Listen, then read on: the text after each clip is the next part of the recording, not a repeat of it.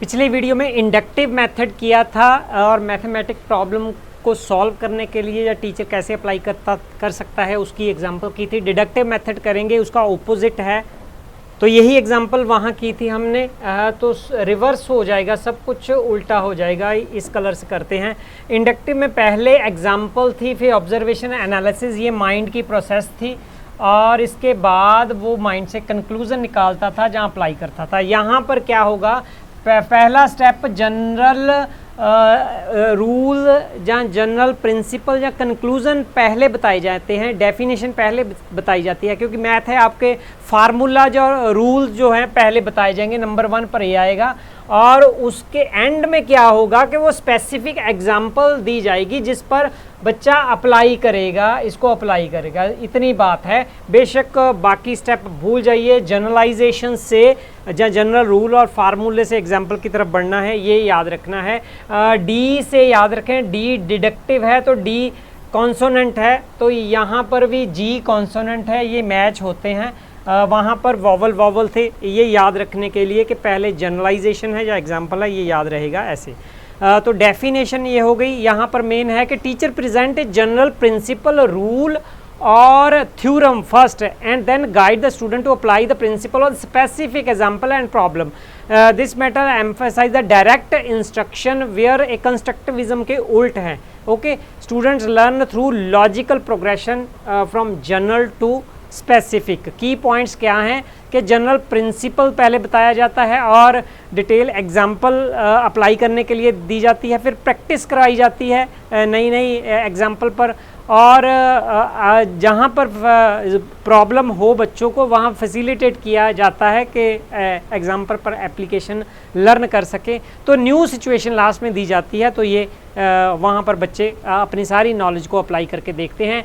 तो ये मेन आपका बन गया application in mathematics with example, क्या deductive method.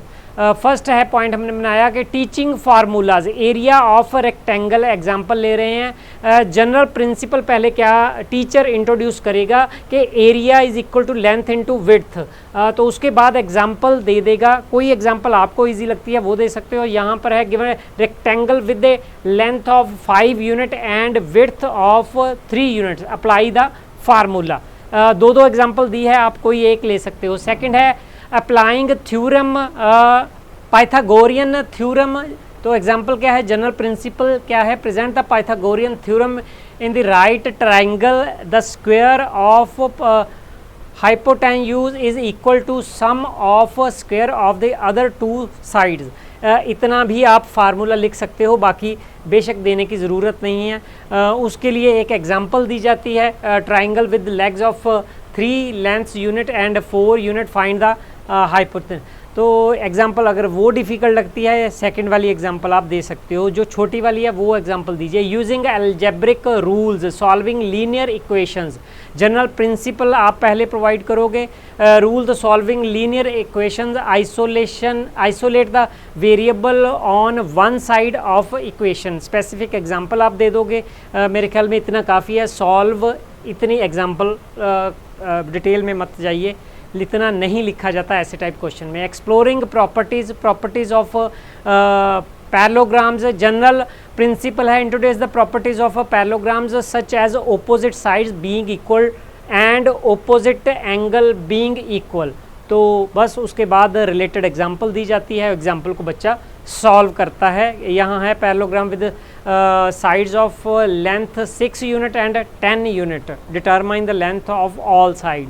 Understanding the graph, slope intercept from A line, general principle क्या है, present the slope intercept form a linear equation, तो इक्वेशन देनी होगी आपको अगर दे सकते हो। उसके बाद में एग्जाम्पल एक दे दोगे, मेरे लिए ये डिफ़िकल्ट है। नेक्स्ट है working with inequalities, solving linear inequalities, general principle, introduce a step of solving linear inequality, isolate variable and remember the reverse of the inequality sign when the multiplying and dividing by the, ये मतलब ये यहाँ पर इतना लिखना वहाँ आपके लिए डिफ़िकल्ट हो जाएगा, यहाँ लिख दीजिए, रिलेटेड एग्जांपल दी जाएगी, बच्चा उसको सॉल्व करेगा।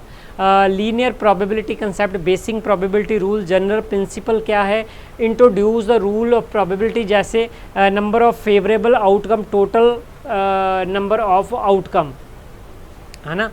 Specific example, find the probability of drawing a red card from a standard deck of 52 cards, there are 26 red cards, so आगे कैलकुलेट कर लेना। Exploring sequence and series, arithmetic series है, general principle है, सिर्फ इतनी आप series दीजिए ये वाली, ओके। ये आपका फार्मूला या रूल हो गया। और एग्जाम्पल में क्या फाइंड करना है एक्सरसाइज देने के लिए कि ये इसको एक्सरसाइज करनी है, ये अप्लाई करना है बच्चे ने। आपको इजी एग्जांपल लगती है आप वो कोई दे सकते हैं। Understanding exponents, law of exponents principle आप पहले दे रहे हो, introduce the law of exponents such as ये वाला एग्जांपल, उसके बाद ये वाली लर्निंग फैक्टोराइजेशन, फैक्टोर कंसेप्ट क्या है, factoring quadratic expression, general principle introduce कर रहे हो आप, method of factoring quadratic expression of form, ये वाला लिख देना पूरा नेक्स्ट चलते हैं, एग्जाम्पल पर अप्लाई करोगे। जो आपको पॉइंट डिफ़िकल्ट लगता है उसको आप छोड़ भी सकते हो। Working with rational expressions, simplifying rational expression, ये कंसेप्ट टीच करना है। जनरल प्रिंसिपल क्या होगा, एग्जाम्पल क्या होगी, स्टेप्स बताओगे आप रैशनल एक्सप्रेशन के पहले, ओके। उसके बाद आप एग्जाम्पल ये वाली दे दोगे। Exploring trigonometric identities, basic trigonometric identity का कंसेप्ट आप टीच करने जा रहे हो। जनरल प्रिंसिपल क्या है कि फार्मूला बताओगे ट्रिग्नोमेट्रिक आइडेंटिटीज़ का। तो ये अगर आपने एग्ज़ाम में नहीं लिखना तो नहीं भी लिख सकते, फिर रिलेटेड एग्जांपल देते हो सॉल्व करने के लिए। 13 पॉइंट है solving systems of equation, substitution method concept है। जनरल प्रिंसिपल क्या दे रहे हो, explain the substitute method for solving system of linear equation, okay.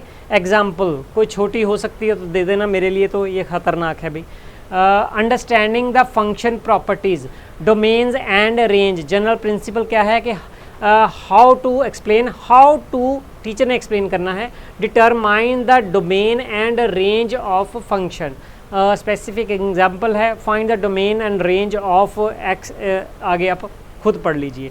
तो ये कुछ एग्जाम्पल थी जहाँ पर डिडक्टिव मेथड अप्लाई किया जा सकता है। आपने एग्जाम्पल मांगी थी, मैंने दे दी है पॉइंट बना के, तो मेरे ख्याल में सफिशिएंट होगी। और कोई भी क्वेश्चन आपको ऐसा लगता है किसी भी सब्जेक्ट का हो, अगर मैं कर सकता हूँ मुझे कमेंट बॉक्स में लिखिए, मैं हेल्प करने की कोशिश करूँगा। Thank you.